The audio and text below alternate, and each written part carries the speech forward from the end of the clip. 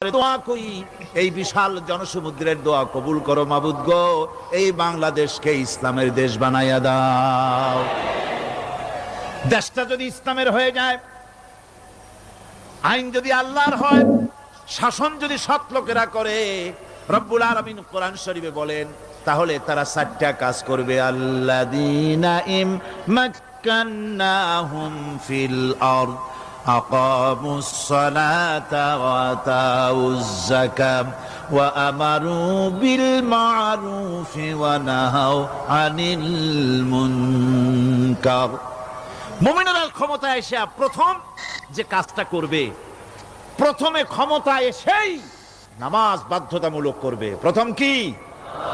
ওয়াজ নসিহতে অনুরোধ করা হবে না, বাবাজিরা আল্লাহর রাস্তায় নামাজটা পড়ে না।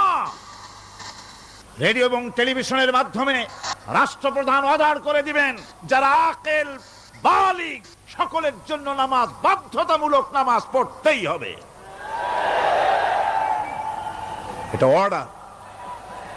বেলা যখন 1টা বেজে যাবে, বেলা যখন 1টা বাজবে, সমস্ত মসজিদে আজান শুরু হয়ে যাবে। আজানের সাথে সাথে অফিস, আদালত, কল কারখানা, ক্ষেত খামার, শিক্ষাঙ্গন সব ডেডলক হয়ে যাবে। আধা ঘন্টার জন্য বন্ধ হয়ে যাবে। যারা মুসলমান অফিসে, কলেজে, ইউনিভার্সিটিতে, সর্বত্র তারা নামাজের জন্য প্রস্তুতি নেবেন। আধা ঘন্টার ভিতরে নামাজ আর খানা সেরে আবার কলেজ চলবে, বিশ্ববিদ্যালয় চলবে, কল চলবে, কারখানা চলবে, ক্যান্টনমেন্ট চলবে, সেক্রেটারিয়েট চলবে, সব আপন গতিতে চলতে থাকবে। আল্লাহর রহমত, বরকত আকাশ ফেড়ে নাজিল হয়ে যাবে। আর এই অর্ডার যে দেওয়া হবে, নামাজ পড়বেন সেখানে। থানায় যখন আজান হবে, থানায় আজান হয়ে গেছে, থানার স্টাফ, পুলিশ যারা আছে, জামাতে খাড়া হয়ে যাবে, ইমামতি করবেন ওসি সাহেব।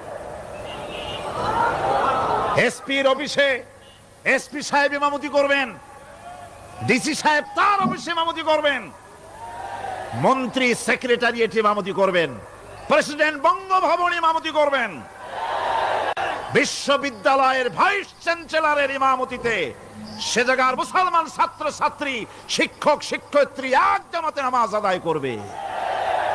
এই যদি হয় চিত্র দেশের, অপরাধ থাকবে?